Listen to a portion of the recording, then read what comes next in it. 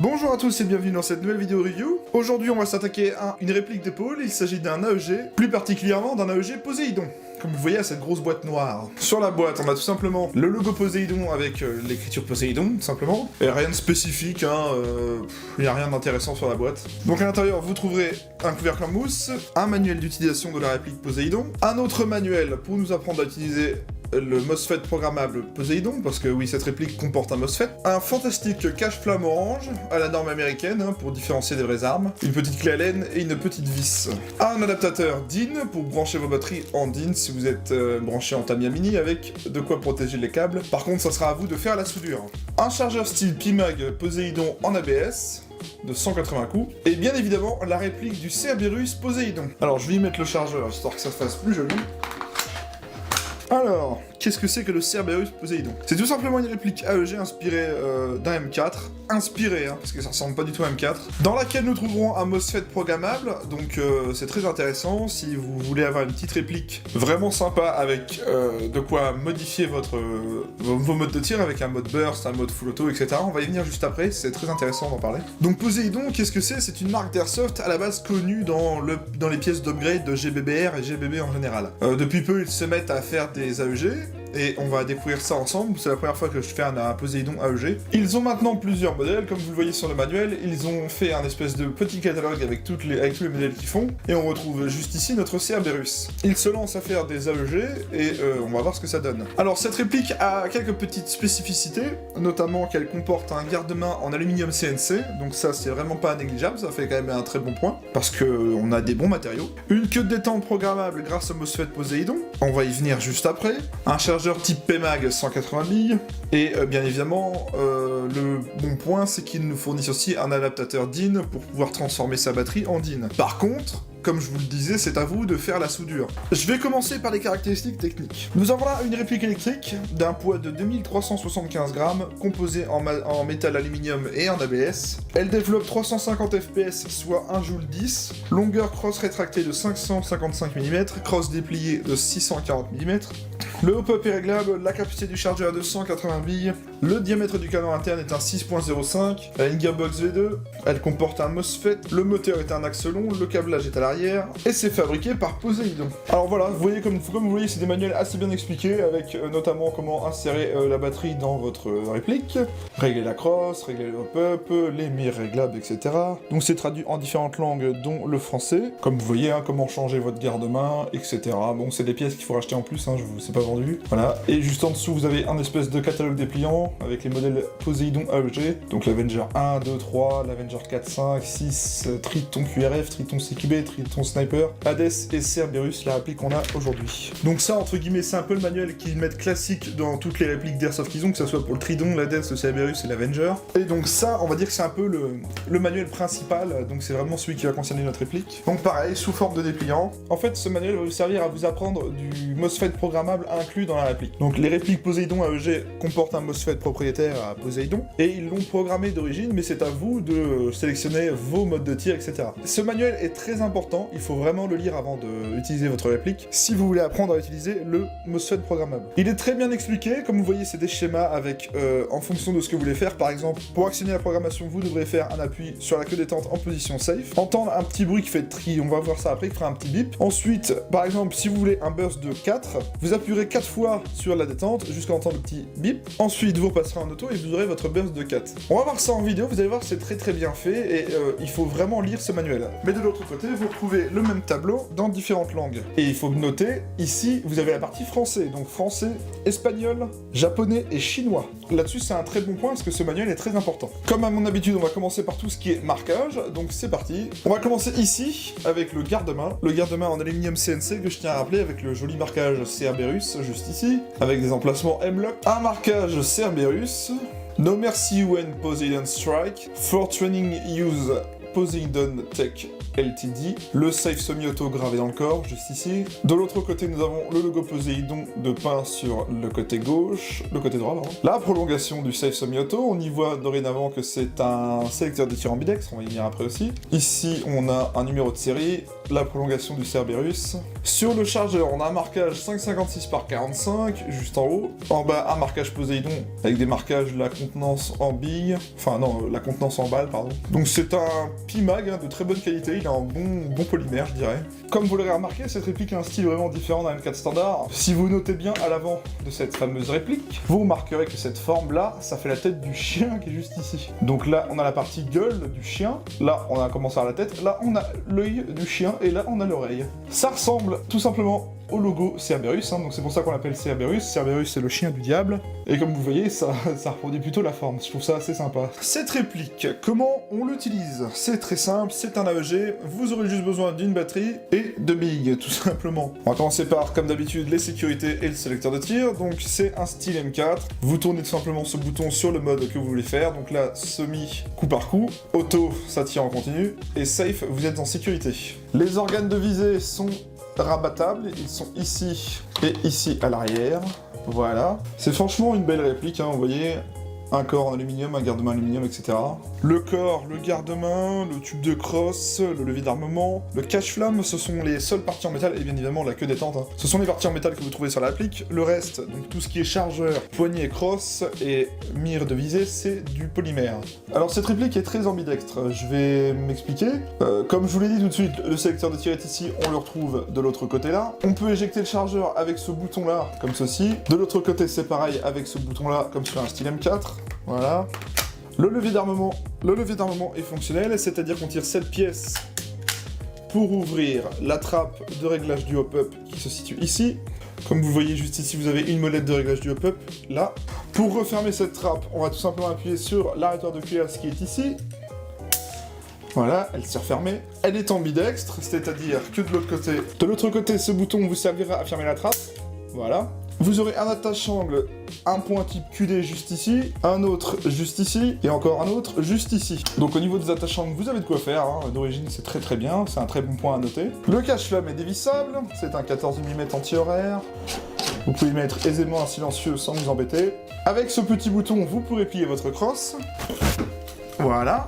Donc on a une réplique devenue très compacte, parfait pour du CQB. Voilà, donc ça donne un truc à peu près comme ça, vous visez. Notez bien qu'il y a un renfort pour le câble de la batterie. En dévissant cette plaque, vous pourrez accéder à un changement de ressort rapide, ce qui est vraiment très rapide parce que vous avez juste à plier la crosse sans démonter le tube pour pouvoir accéder à cette plaque. Ici, vous pourrez démonter aussi cette petite plaque avec la vis qui se situe par ici, afin d'accéder à la fiche Tamiya Mini ou DIN, c'est à vous de la changer si vous le souhaitez, donc vous avez juste à démonter cette plaque. Pour l'insertion de la batterie, ça va se faire dans cette... Alors pour démonter la crosse, c'est très simple, vous avez juste à baisser ce tergot-là et celui qui est aussi de l'autre côté, donc vous baissez les deux et vous tirez la crosse jusqu'à l'extraire du tube. Et vous avez accès à la fiche Tamiya Mini ou DIN en fonction de ce que vous allez mettre. Oui, je vous le concède, c'est assez chiant, il faut démonter la crosse pour pouvoir y mettre une batterie. Mais bon, tant qu'on a un emplacement de bonne taille, honnêtement, je vois pas où est le problème. Sachant que là, on a vraiment un bon emplacement au niveau taille. Donc la crosse, elle est autant pliable que réglable, c'est-à-dire qu'avec ce petit bouton juste ici, vous pourrez régler votre crosse sur différentes longueurs, vous voyez. Donc alors, j'ai mis une batterie 11.1 LiPo DIN dans la réplique, et je vais vous apprendre un petit peu à utiliser le MOSFET programmable. Admettons, vous désirez un burst de 4 coups. Alors, pour commencer, vous mettez la réplique en safe, vous maintenez ça 3 secondes, vous appuyez une fois sur la détente, et là vous sélectionnez le nombre de fois. 1, 2, 3, 4. Après avoir entendu les bips, vous passerez en auto, et là vous aurez un burst de 4. Vous voyez, c'est assez simple, c'est très bien guidé, on entend un petit son à chaque validation du mode. On va rechanger, on va repasser en safe. Donc alors, admettons, on voudrait un burst de 3, donc c'est parti, on recommence, on maintient 3 secondes. Voilà, on appuie une fois. On sélectionne son mode, donc 3 fois. 1, 2, 3. On repasse en auto. C'est très simple, franchement c'est très simple. Si vous avez le manuel sous les yeux, ça se fait très bien tout seul. Si vous souhaitez revenir à une configuration d'origine, c'est très simple, vous remettez en safe, vous maintenez 8 secondes.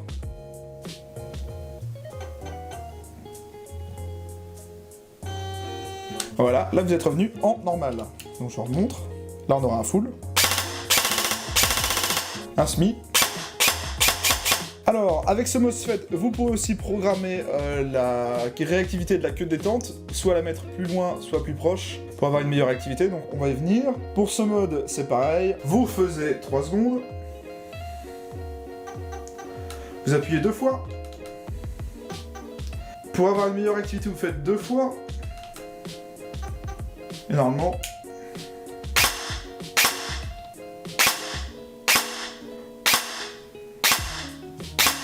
Soit vous allez mettre la réactivité un petit peu plus loin ou un petit peu plus proche. Là, je l'ai mis à la configuration du milieu. On va la mettre vraiment au plus proche, donc on commence. 3 secondes.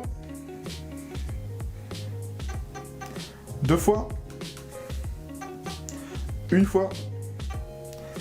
Et là, normalement, on est revenu à une réactivité un petit peu plus poussée.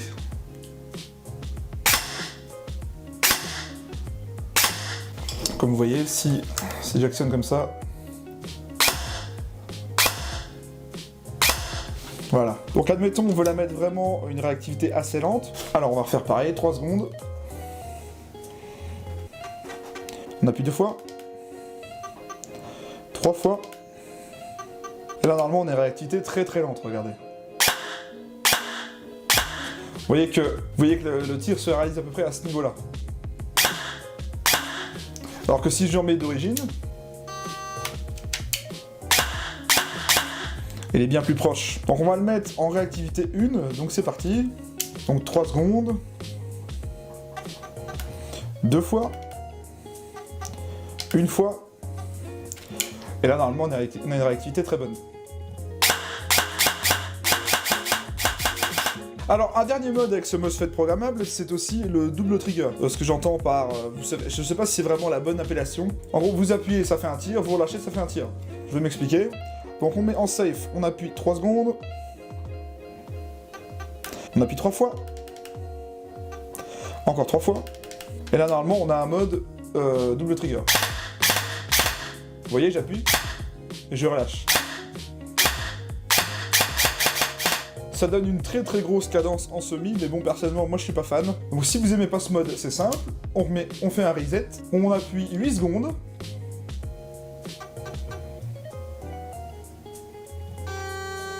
Et quand vous entendez ce long bip, vous êtes revenu d'origine. Donc voilà en ce qui concerne la programmation du MOSFET. Vous le voyez, c'est très simple. Si vous avez le manuel sous les yeux, ça se fait très bien. Et honnêtement, pour une réplique d'origine, je trouve ça assez bien d'avoir fait un MOSFET aussi bien programmé. On y voit aussi que la réactivité d'origine est pas vraiment dégueu. Regardez.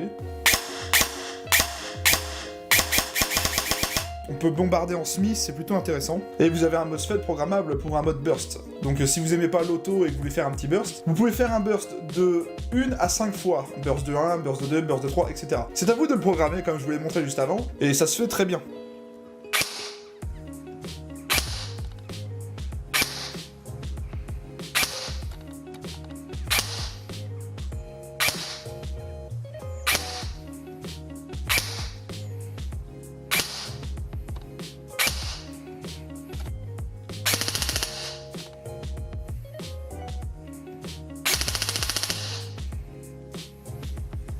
Surtout pour le test de tir du Cerberus Poseidon, en 11-1 lipo, et on commence à 10 mètres, en semi.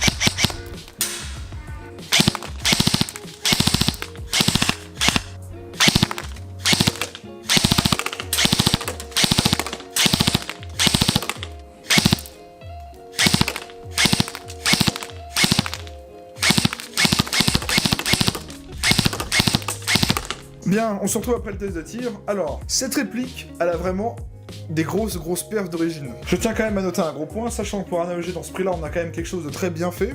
Garde-main en aluminium CNC, le corps en aluminium, beaucoup de parties en polymère, un MOSFET programmable d'origine, une bonne réactivité, franchement une réplique faite pour jouer en 11.1 d'origine. À l'intérieur, il y a un canon de 6.05 et il fait vraiment son taf, ainsi que le bon joint au pub Poséidon. Une si petite réplique tire vraiment très loin, à tel point que je l'ai comparé un peu à mon 416D, que j'ai upgrade à fond. On en est presque au même portée, au niveau portée, et pourtant la réplique est bien plus petite. Donc je trouve ça assez remarquable, et je trouve ça même très bien. Si vous cherchez une réplique, on va dire avec de bonnes perfs et une bonne réactivité d'origine sans vouloir vous faire chier à faire de l'upgrade, ben je crois que vous avez trouvé ce qu'il vous faut. Les AEG Poséidon sont là pour vous. Après, il faut juste aimer le style, c'est que mon avis. Personnellement, si on pouvait trouver l'interne d'un Poséidon dans des répliques plus classiques, qui est personnellement ce que je préfère en airsoft, comme moi je suis un petit peu puriste et réaliste, j'aime bien avoir une réplique entre guillemets réaliste avec un bon interne. Donc c'est pour ça que j'en ai pris une à part et que je l'ai upgrade. Après, comme je vous le disais, si vous voulez pas vous emmerder à faire un upgrade vous-même, vous achetez ça d'origine et vous êtes tranquille. Spécialement pour cette vidéo, mon partenaire et moi nous vous proposons un code de 10% de réduction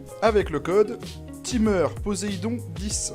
Rentrez ce code avant de valider votre commande et vous pourrez profiter de 10% de réduction. Ce code est valable un mois à la sortie de cette vidéo. Je vous mets le lien de l'achat de cette réplique dans la description si vous souhaitez vous la procurer. Sachez qu'il y a d'autres modèles Poséidon qui sont en promo chez Gun & Target, donc allez y faire un tour. Je tiens à remercier Guillaume de chez Guns & Target de m'avoir prêté cette réplique. Je vous invite à aller voir sur son site les nouveautés qu'il propose ainsi que les promotions en cours. Quant à moi, je vous invite à vous abonner à ma chaîne si elle vous a plu. Si vous avez aimé cette vidéo, n'hésitez pas à mettre un pouce bleu, à commenter ci-dessous, je réponds à tout le monde. Je vous invite aussi à me retrouver sur Facebook, Teamerzone Airsoft. Quant à moi, je vous retrouve à la prochaine pour une autre review. Prenez soin de vous et à la prochaine.